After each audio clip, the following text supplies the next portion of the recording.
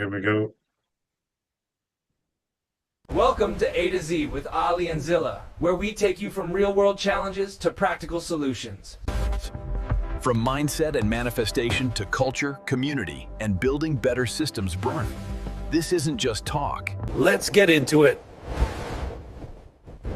All right, welcome to A to Z. This is Rod Zilla, putting the Z in A to Z, and my good friend Ali, or younger Ali Charles, putting the A in A to Z. What's Welcome, up, bro? man.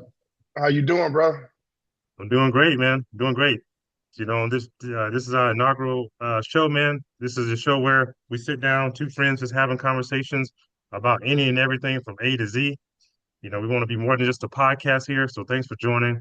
We're going to talk about everything: race, politics, health, family, conspiracy theories, you name it. We're going to go there. Yeah, and you're going to get it from two different angles too, because we are two different people. All right. So what we got going on? What we got going on today, other than the fact that they're going to sit there and try and cut off the 14th Amendment and all this other stuff, you know, weird, right? Something that I think that's one of the fear tactics that they're trying to get into is, to make us believe that they can change society and say, okay, they're taking away Black people's rights and all that stuff from the past. We already know what happened. They can't. I don't feel that they can take that away. So I think that's really a mute subject, other than the fact that they are using that for excuse me, a manipulation tactic. You know what I mean? Trying to get us to believe and accept, whether we accept it like, okay, cool, that's what's happening, or we accept it like, okay, we're not going to allow this to happen type of accepting. So we'll see. I mean, that's a certainly interesting one, man. I think one thing that flies overhead is that the social engineering is always going on, right? Trying to steer Yeah. the people one way or the other for generally a controlled outcome. And most of the time the people aren't aware of what that is. And like you said, you could either go for the agenda or against the agenda, but a plan could already be in place no matter which way the people go. And it's kind of put something out there, see how the people react, and then come up with the solution. Um, and sometimes that could be taking two steps forward, one step back, or just keep marching forward full speed, depending on how the people respond. But either way, it's marching towards some outcome. So, I mean, that's an interesting topic. I'm not really sure what the end goal would be with that. I mean, what are your thoughts on it?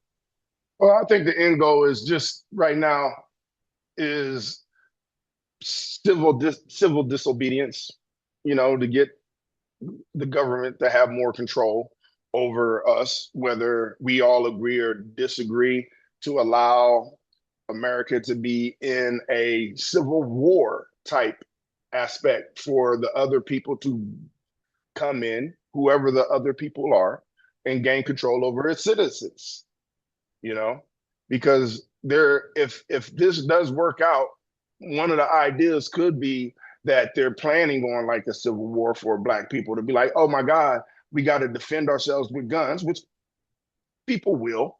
That's only if the police, the government entities are like, okay, well, we're not going to abide by any of the old school laws. We're going to go by these new laws, and they don't have any rights as citizens. You know what I mean? So I and if the citizens feel the same way that Black people don't have any rights, or brown people, whoever is these people, don't have any rights, then you know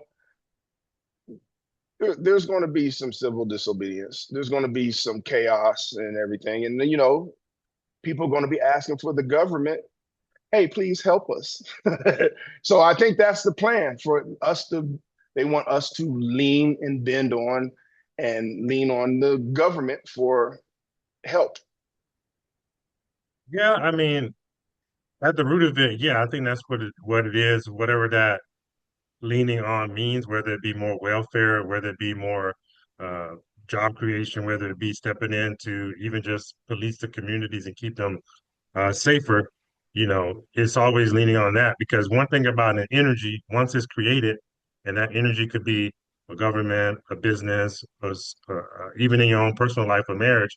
It just wants to continue on living or surviving. So in terms of entities that are put in place that can control, the ultimate goal is just to remain in control and not lose that. So whatever it takes to maintain control is what is going to be in order, right? So more and more people who are dependent on a specific thing means that that thing they're depending on remains in control of that being or that person or so on and so forth. So yeah, I think that might be in place. I know we've been hearing a lot about what is it, universal basic income as the economy gets more and more tight. You know, gas prices are through the roof. More and more people are feeling that pinch, right? Making decisions on whether they're going to fuel their car or not. And we're, of course, relying on the government to make that situation better and give us a solution. But I thought the solution was what we're in, right? We're Yeah. supposed to be making America great again. And somehow gas prices are through the roof, more expensive than they were a year or two ago. I'm not really sure how that's making citizens greater. Um, it's certainly hitting them in the pocket a lot harder. Yeah, I think that you know, I really feel that a lot of people of our age range are equipped for this. Now, of course, it might be a little bit different from one side of the country to the next side of the country. I was born in California, but raised in the Midwest. So with all the racism and all that other stuff that could spawn from this, of course, it'll be different in every area because I'm in Vegas right now. When I was growing up, I was used to it. You know what I mean? Growing up, and I'm just going to tell you a little bit about myself, if that's all right with you. Can I Go get for it, into man. that? All Yeah, right. man. So, This, let's hear it. yeah. So, growing up, I was growing up in Ohio in the 80s. There still was a lot of Ku Klux Klan members there. So, I did go to a lot of the rallies when I was growing up, just so I can understand why these people didn't particularly care too much for us, So you because were a young teenage boy, like you were a kid going through these rallies, or what? Like, yeah, yeah, what's going yeah, on with that? yeah. I Like who? was. Like how'd you get in? They said, "Hey, Ali." They called you up on the phone, on Oh the no, payphone. There's payphones back in the '80s in your day. yeah, man. They No, called you up on the phone and said, "Hey, come on over, man. it was the Let's sit 80s, down." 80s and the early 90s when they was doing it, but it was on the news. They were saying the Klans were going to rally at the state capitol. So it was like where I lived down the street. Uh, there were Ku Klux Klan members. You can see them in full regalia. And as even younger than that, when I was going to camps, when we was out in the woods in Hocking Hills, you could see cross burnings. Well, I could see cross burnings, and I've been in canoe rides, riding past them and hiding down in the canoes.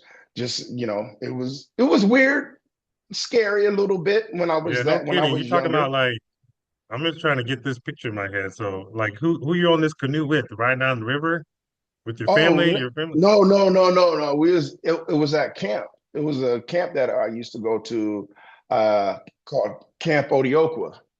It was a beautiful place. But it was, like I said, it was in Hocking Hills. Excuse me for a second.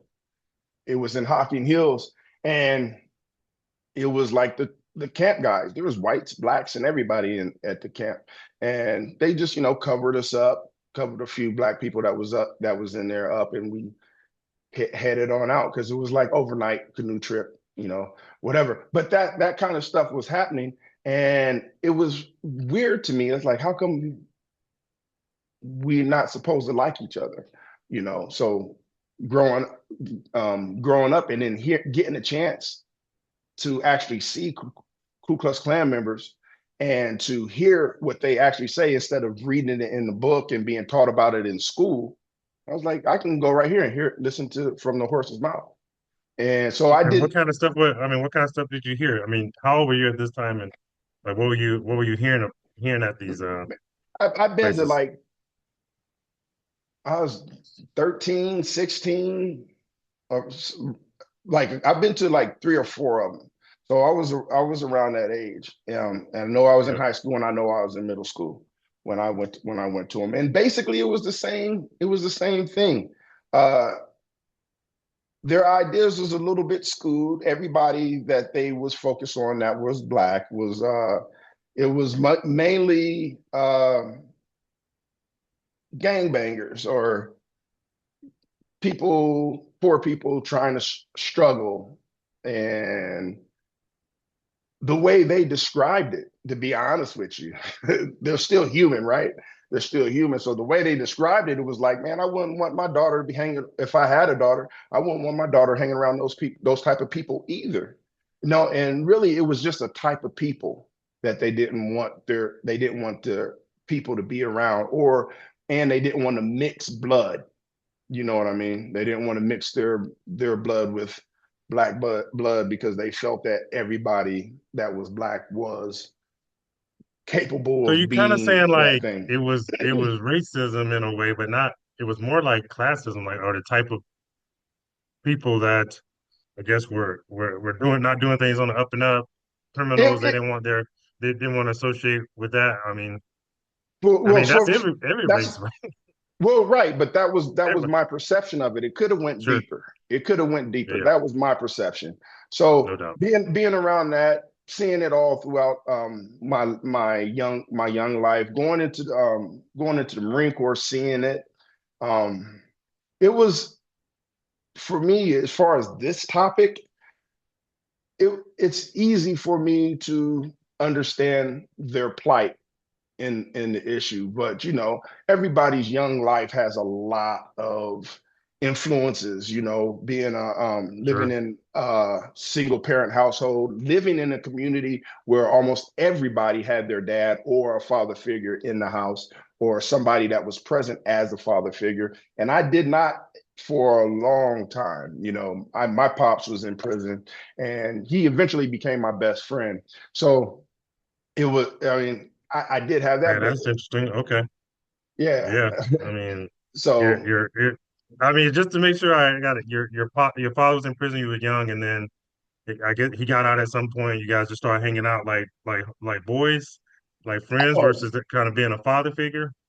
yeah, I mean, we that was had to friend be we were friends all throughout his I mean, for me okay. growing up, he was my dad. I knew he was my dad. He just wasn't around because he was into a different way of life than my mother was. My mother was clean cut and a square. He was a street dude. You know what I mean? And Yeah, so, no doubt. and he was going back and forth to prison. He was a Black Panther at one time. So I got to hear all kinds of stories about that. I got to um, hear different stories and go visit him in prison and hear stories about how life is there and how I shouldn't never go there. And but yeah, he was became my best friend when I got out the Marine Corps, because when I got out the Marine Corps, he got out of prison. He got out of prison a Okay. year before I got out of the Marine Corps, and he was live for 2 years after I got out, and he passed.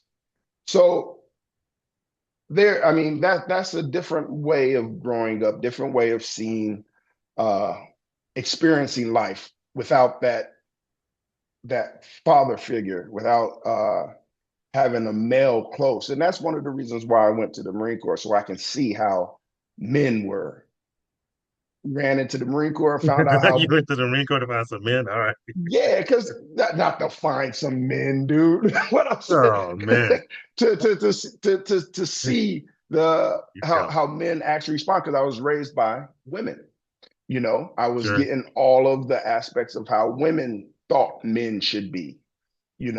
So I just want to make sure that I was on the right path when I was dealing with people, and how men actually respond and react to different things, because the things my dad was showing me wasn't things that he could actually, or the things my dad was telling me wasn't things that he could actually show me, Yeah, and we man. didn't we That's didn't talk common for all the sure. time.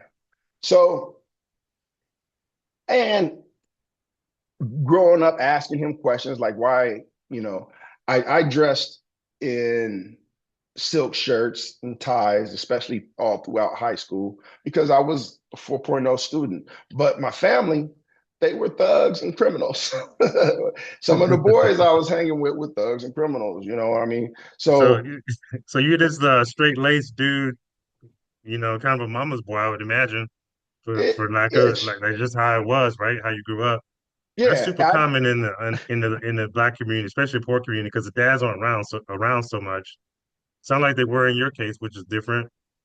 Um, well, they were in the neighborhood because the neighborhood that we lived in was a military neighborhood, and there okay, was, you know, a lot of retired military people, and so there were men around in the other households. You know what I mean? Um, but and those were the only men that I got to see. And the one that came into my life was an abuser, so I got abused a lot, um, physically abused, beat up, and then when I would go out into the streets, trying to learn how to be a thug. I knew how to defend myself. I was excellent with defending myself uh, in that regard, but and smart enough to know that's not the life that I want to yeah, be successful in. You know, yeah, man. I Right, that had know. to influence you a bit too, right? Seeing a lot of Say military that. guys, maybe you felt like, man, maybe that's something to aspire to because you said you were around a lot of military dudes. No, Did, they did that were did that make you want to go to the military as well? You saw some type of something in those guys you liked, or no, no.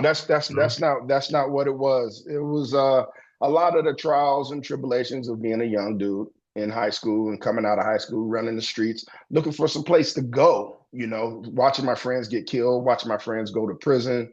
And it was like, this ain't the life. What else could I do? I need to do Yeah, something. I need to be alive. I'm smart. I'm highly intelligent. At least that's what I felt, you know, and I still feel I'm pretty intelligent.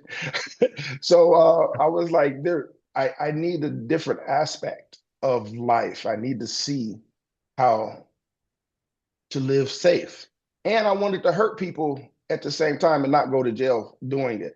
So I was like, what are you oh, trying to get well, some get back, like for being bullied and yeah, stuff? Trying to being okay, being not so much bullied, but being picked on. Being okay, picked on. gotcha. There to me, there's a distinction between bullied and picked on. Picked on, Okay, people fight back. Bullied, you're just being pummeled and you're okay, not fighting okay. back. Yeah, I was Yeah, picked on. I wasn't I bullied. never heard that distinction, but it makes sense when you say it. Like, yeah, bullying is a Yeah, whole different thing for sure. yeah, most definitely. So it was Yeah, like going through that, seeing a lot of different parts of life, seeing how life changed, seeing how when I was growing up, my family lived in the city. We lived right down the street from Ohio State University, so that's right downtown. But everybody in that community had gardens, and everybody in that community. Now this is early 80s. The women were feeding the men. The men would go out to Lake Erie, Lake Superior, all that area, and bring back hundreds and hundreds of fish and put them in the some in my aunt's kitchen, some in other women's house. The women would process and put them in the deep freezer. So throughout the year, there was fish. There was always meat for the community, you know. And we did this in the city. Everybody had a garden. Mother Lindsay had chickens and stuff like that.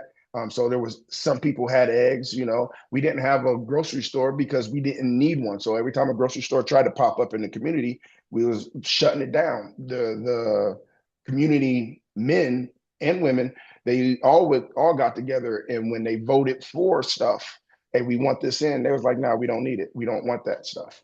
So it was cool. And then man, like hold on, bro. Hold the on a men, second. What do you well, mean? Hold on. You guys shut down the grocery store? Like yeah, grocery stores are yeah. trying to come in and they were voted down? Oh yeah, because we at that time, the way I see it, hold on for a second. Because I've only lived in neighborhoods where there was grocery stores as long as I can remember. You know what I mean? But that's an interesting thing that you mentioned. Like you shut it down because everyone was looking out for each other and growing their own food and fishing and stuff like that. Like I can't even really imagine growing up in an environment where there was no grocery stores, a place where you go to eat. But I mean, because the influence grocery stores have now, right? We know how much crazy food that's in the grocery stores now, right? Right, But and yeah, just how much poisons is in the food. We didn't need it. yeah, That saved the community money. You know, the yeah, community, people in the community saved their money by growing the food and bartering their food for other services. Like I was saying, makes sense. the men had skills back then. You don't have to call to electric company when you have a two neighbors or two people in the community that know how to do that job, that you can barter food for. You can barter other services like, let me mend your clothes, let me come over here, I'll watch Ali, your how old are you, bro? It sounds like you sound like you grew up in the 30s, man. man. No, Like this guy, I'm only 50. I'll say that right now. I'm 50, 51 in a couple I'm months. saying like this community sounds You know what happened? yeah, You know what happened? Crack happened. Crack destroyed the neighborhood because it stopped that connection because everybody was doing crack. Not everybody, but people was doing it or enough, people were yeah, enough. selling it, Yeah. and that killed that middle age range that was there to teach and that was there to follow. So the people that the young men, instead of following the older men in learning these skills, they was like, I can get money from selling crack.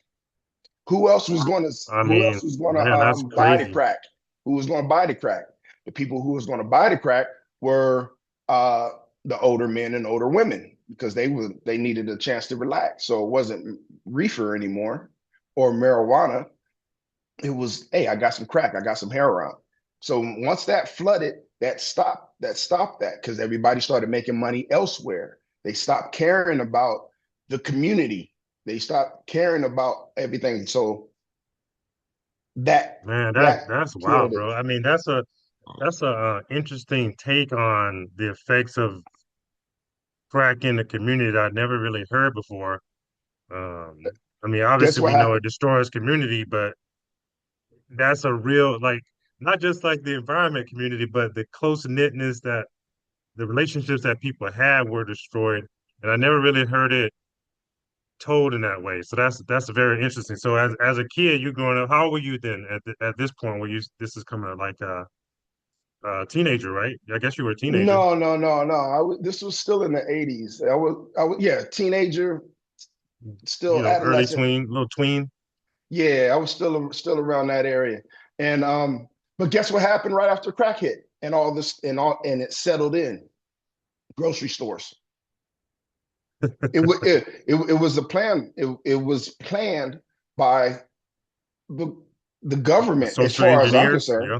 Yeah, it was socially engineered to get money from the siphon money from the community. You know, because Mm, once that hit, you know, we don't produce crack, we don't produce cocaine, so they siphon the money that way. They siphon money through the stores. They poison the neighborhood through the crack and through the foods.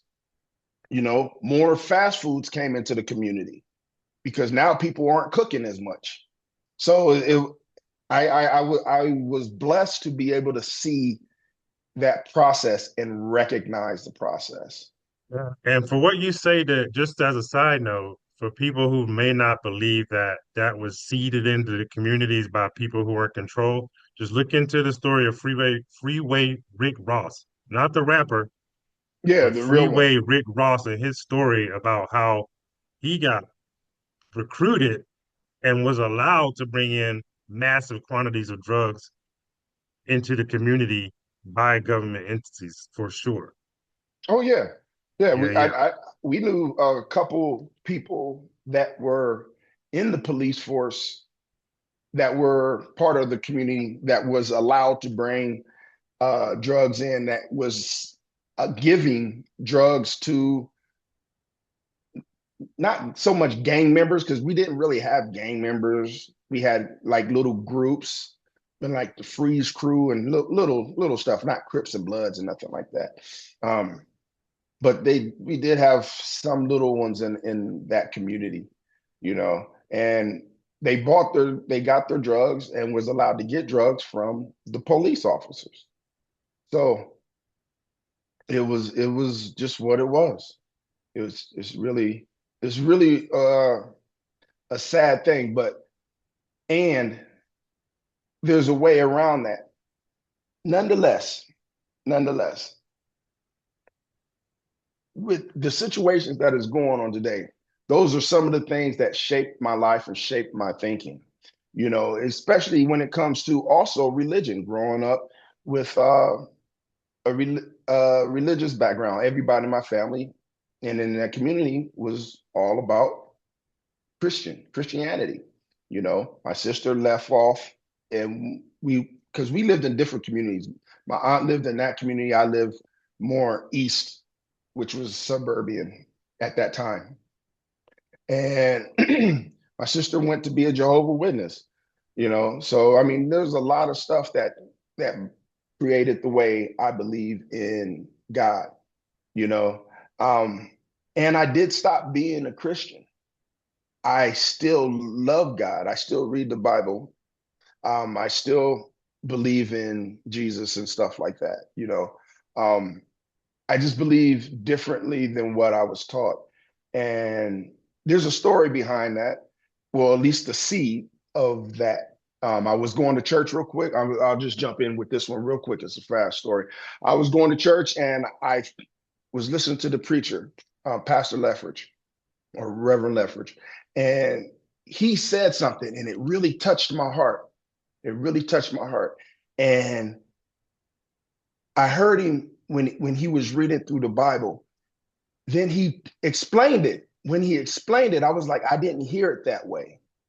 And I'm a young kid. I'm like 8, 9 years old. I'm like, I didn't hear it that way. So then after church, I expressed that feeling to my aunt, the one who took me to church. And she was like, uh, what I thought was wrong. And she told me what she felt the situation was. And I'm like, that's not even what Reverend Leffert said.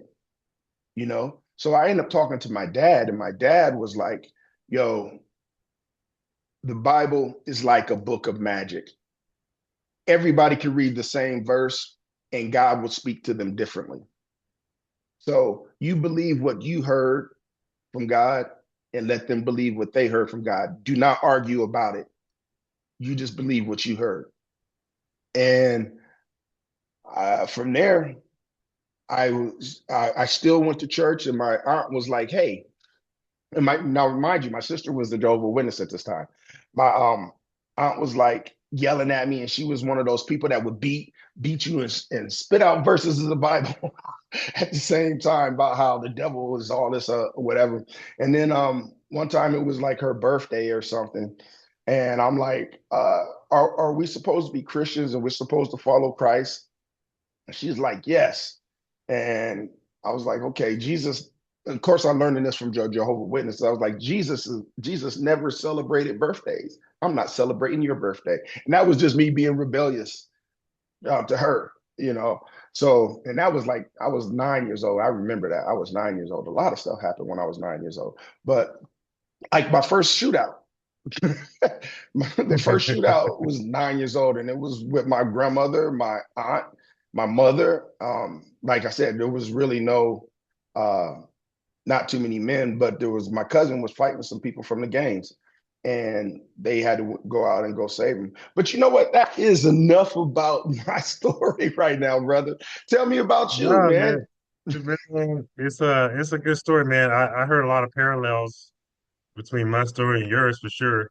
Um, All right. you know, I grew up in Georgia, long way from Ohio, but Georgia being the Bible Belt.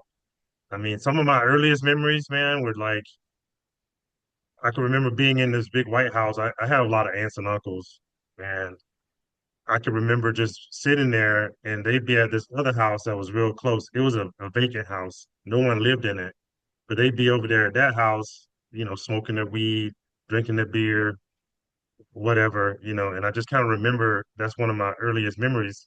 And at that time, um, My mom, she's a single mom like yours. She had three kids by the time she was 21. So times were tough.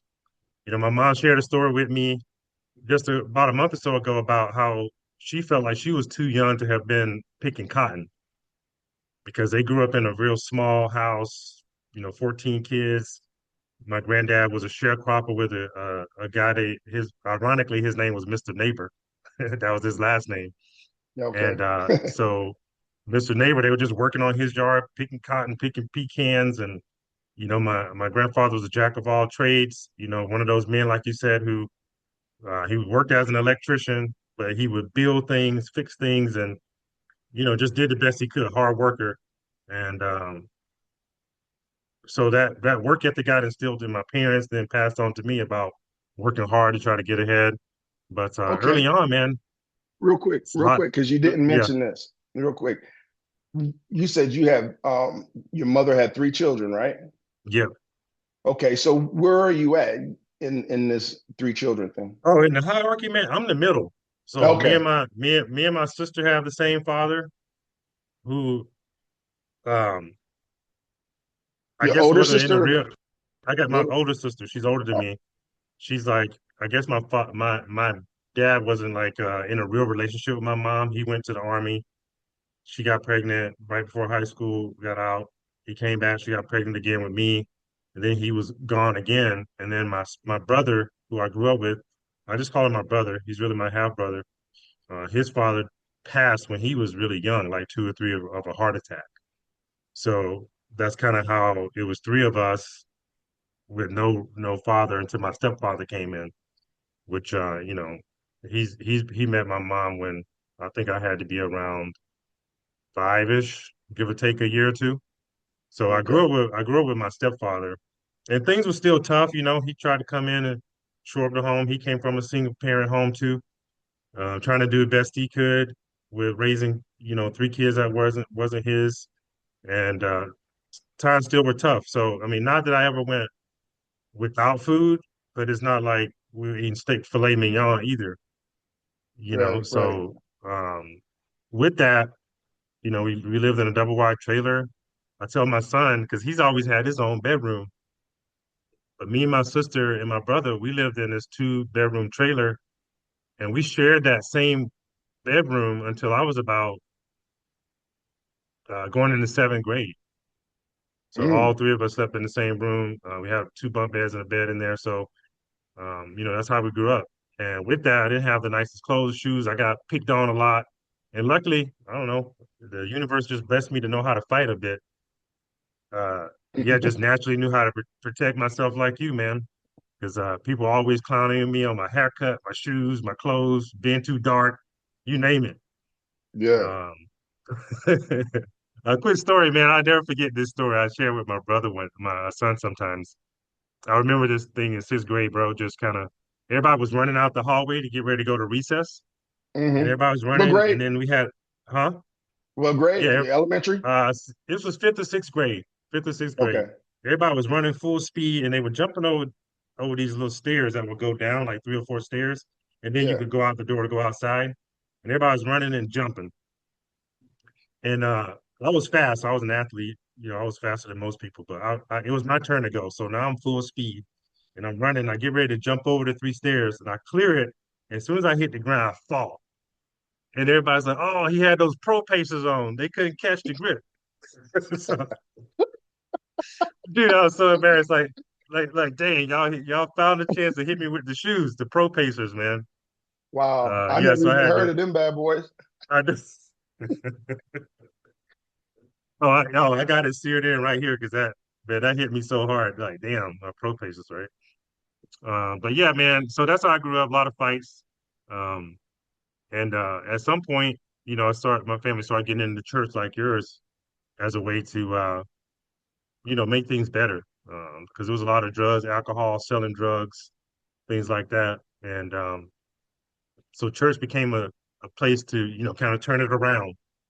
So it Okay. was What real, church real though? heavy in the What kind, church. what religion? Because you're saying you're Southern, is it Southern Baptist? Well, Seventh Day Adventist? What you mean? Oh man, at first, like it was my aunt. taking me to church. Like you mentioned, your aunt taking you to church, but it was like in a house. It was like Okay. it was a female pastor, and it was maybe like 10 of us in a house, and it was real Orthodox Christian, for lack of a better word, because we go to church in this house, we fold up the chairs, but it was like one of these. I guess people would call it a cult now, but like the women wore only skirts, no makeup, hair had to be a certain way. Very, if you look at an R&B video on TV, that's the devil's music. Couldn't listen to that. So it was Oh very wow. strict in that way. Okay. But as I got older, we moved to a Church of God in Christ, which is a Pentecostal church. Pentecostal. So these are churches where they speak in tongues, laying on hands, running around the church, jumping and shouting.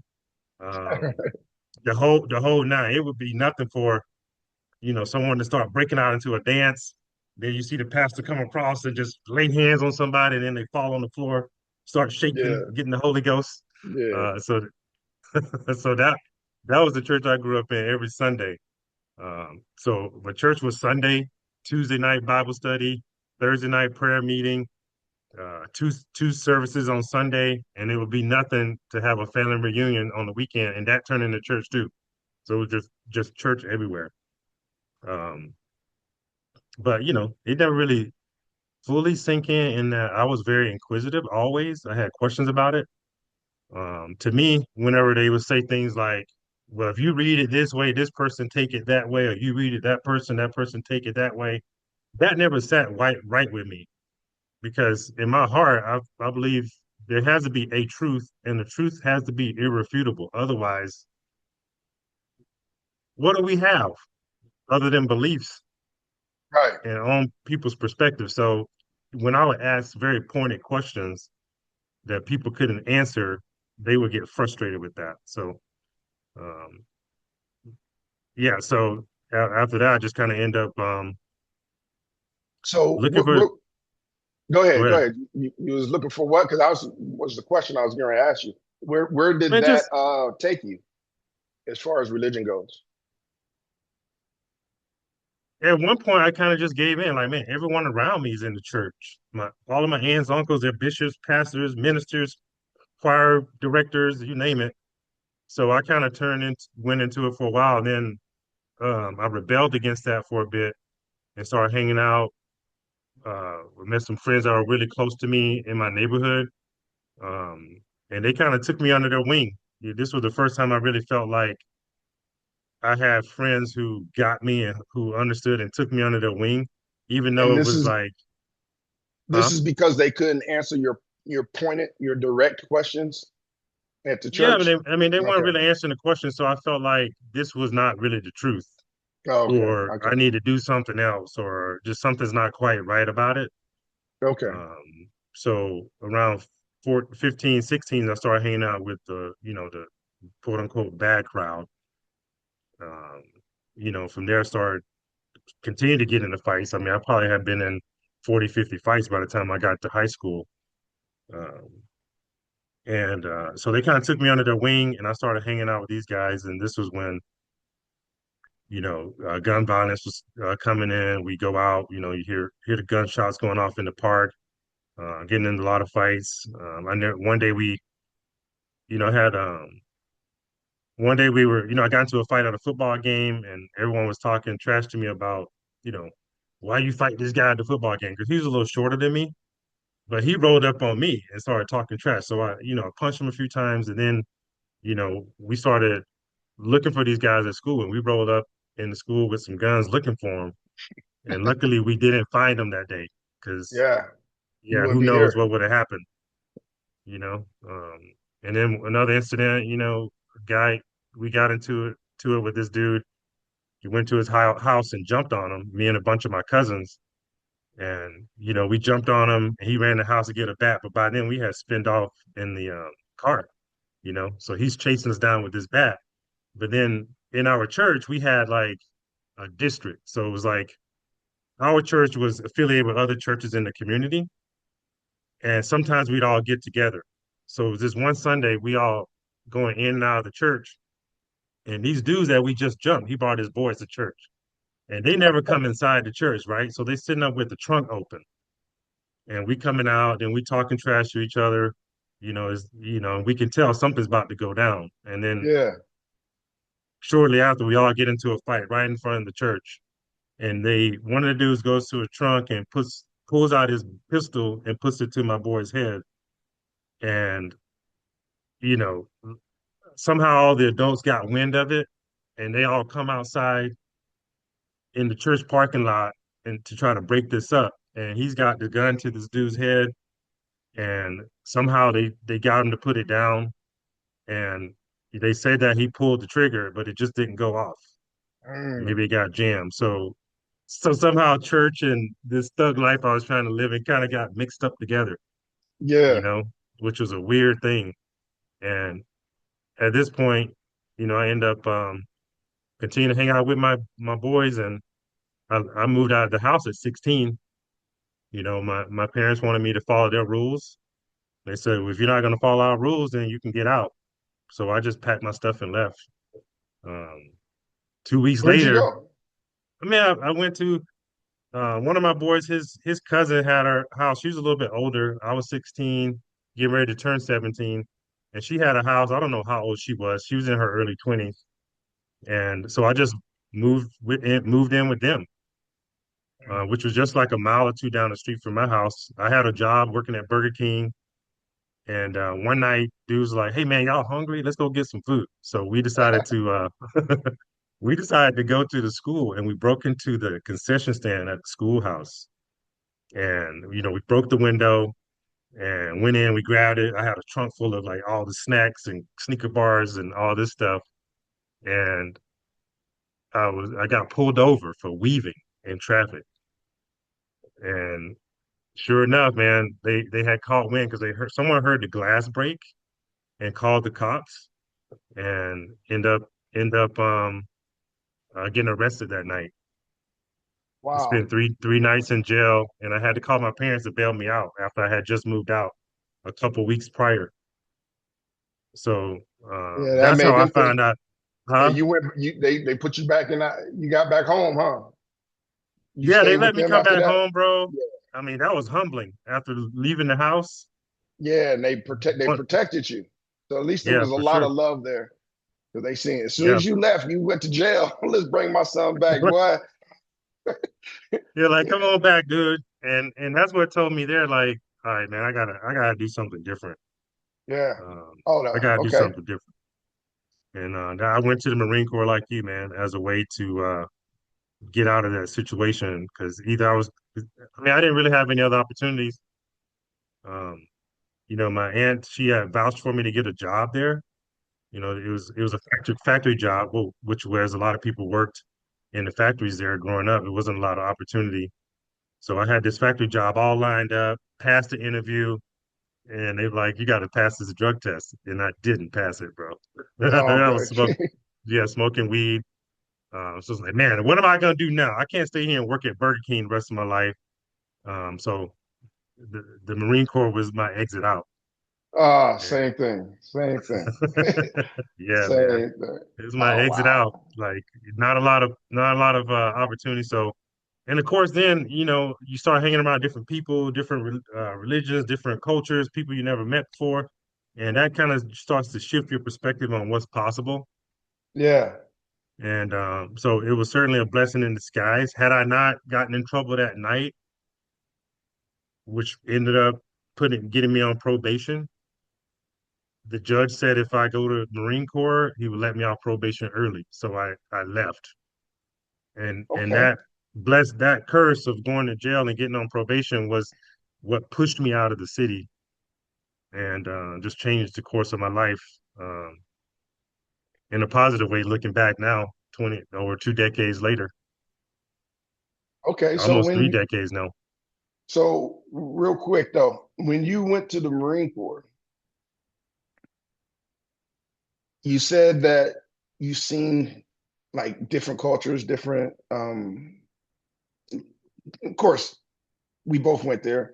We both seen different cultures. But I'm curious. I'm real curious because a lot of the stuff you're saying, we are similar on a lot of things, you know what I mean? But we've Yeah. had conversations and we do differ in different aspects. Is when you went to the Marine Corps, is that when you started your fitness journey or your idea on health and fitness, or was that before? When did that part come in? I'm curious about that. Well, what happened with that is I hurt my lower back some kind of way in the Marine Corps. I don't even remember how I Oh, did it. I don't know if it was a run or sit-ups or something. And they told me, hey, you're gonna be on light duty, but you got to start working out because you can't just not run for, 6 weeks, whatever it was. You got to work out, do some weights. And that's what got me into weightlifting. And then from there, I was like, man, I can really put on some muscle. So I just stayed with it. And I just kind of fell in love with working out. And when I went to get out of the Marine Corps in 2002, I went to 24-hour fitness outside of Camp Pendleton just to get a membership because I knew I had to keep working out because I like working out. And that free membership on the base was gonna be gone. And dude was like, "Hey man, you want to be a personal trainer?" He was a former trainer himself, the fitness manager at this gym, and he was recruiting a lot of Marines, which makes sense. Like you outside the base recruit Marines to be trainers. So he was just asking Marines that come through, "Hey, if you want to be a trainer." And all I knew was I like working out. I can get paid to help people work out, sure. And that's okay. all I really knew about the profession. I mean, I didn't know um, how difficult it would be to build clients, how much money I made, or any of that. I just I just followed the passion of loving to work out. And shortly after that, I realized, man, I really got to learn some stuff, anatomy, nutrition, workout, all the things that go along with being a trainer. So from there, I just realized, man, I could really help people with this. Because I always wanted to be a doctor when I was younger, a doctor or a lawyer. I would always say whichever one made the most money. And that desire came from just watching people around me suffer with their diabetes and different things. And my grandfather died of cancer when I was young, and that really shaped. It really hit me hard just watching him go through that and watching so many people around him be hurt also because of his illness and so many people going in and out of jail. Like if I could be a lawyer, maybe I could help them stay out of jail. So it was one of those two things I wanted to be, and this presented an opportunity to really help people, So and I just kept going with it, and over two Yeah, decades, 2.5 decades now, here I am. I've helped I don't know thousands of people probably. that's Um, awesome. yeah, so it was just following that passion of working out, man. Okay. Okay. I see that. I see that. And we do still differ in I in our ways of seeing God, right? So Yeah. I am going to ask you this, because I think you have a unique, not so unique to me between us, perspective on God. You do believe in a higher power, but you don't believe in the God of the Bible, right? Am I wrong with that? Well, just Yeah, I explain. You mean, you know where I'm getting at. I'll break it down. I mean, I feel like there's a creator, and then there's a God of the Bible, which is a lesser creator in a sense. Okay. And I believe that the God of the Bible, when it's being prescribed personal or being personified and given human qualities, it devalues what the ultimate creator would actually be. Mm, So I feel like the ultimate creator is that which we can't really explain because no one has gone there fully and fully taken that in and been able to bring it back. They can only get pieces and aspects of it. Even those who are quote unquote psychic or quote unquote able to tap into what they call the Akashic records or the universal energy, they can get pieces of it, but our body cannot receive all that it is. So when we describe it in certain ways, especially when we give God human characteristics, it's only an aspect of what it would truly be. So I don't adopt the God of the Bible, and I try not to use that term God a lot because it can be, for me, problematic in that it's not really explaining everything what I mean when I say creator. Right. So in that sense, the God of the Bible has some attributes of the creator because we all have attributes of the creator. But that doesn't make us the ultimate creator. We're a part of it. So I think that that God of the Bible that most people refer to has aspects of the creator, but it's also like a duality type of thing, both the positive and negative. But when we go to the true source, it's neither of those. It's more of a neutral thing. It's more neutral because it's balanced out between the male and female, masculine and feminine. Let me say. Okay. Okay. I don't know. Hopefully that makes sense. Oh no, it it Yeah, it, yeah. it made sense because I know you. And I hope it made sense to everybody else. Um, because it's cool. And I think it's awesome that we have the ability to see each other on different planes, but the same plane. Because we can still talk to each other and not get offended by the way we think. We are able to be open and share and honest and authentic individuals to be able to share our ideas, our feelings, our emotions. We're not worried about that. What's that called? Toxic masculinity. Is that still a thing? I don't know. Yeah. I, I mean, that's a thing. That's a yeah, thing. It's a we're, weird we're one, but we're able to be fully masculine and yeah, understand that they're a masculine person does have feelings and emotions and uh, the ability to not so much compromise, but to hear opposing ideas without being aggressively or without being angered towards it, you know. And there's nothing soft about it. That's actually being strong to be able to listen to somebody whether you agree with them or not. And we do agree with a lot of stuff, yeah, but able to learn from each other because my thoughts are my thoughts and they are relevant. They are relevant because of my experiences are real. Your thoughts, your ideas are relevant and they're real. Just like everybody else in this world has actual thoughts and experiences that other people have not experienced. So it's good that we are here to show the world and the world that two people of different minds have things that we can agree with, even though we've been through things that make it seem similar, you know, make it seem like we are similar. We have a lot of different angles on which we view things. no And doubt. your angle is relevant, and everybody else out there who's seeing this, their angles are relevant. Whether you agree with us or totally disagree, your angle is relevant to your story and it should be told. We can hear it. If you have questions, please Yeah, engage. for sure. Engage because you are important.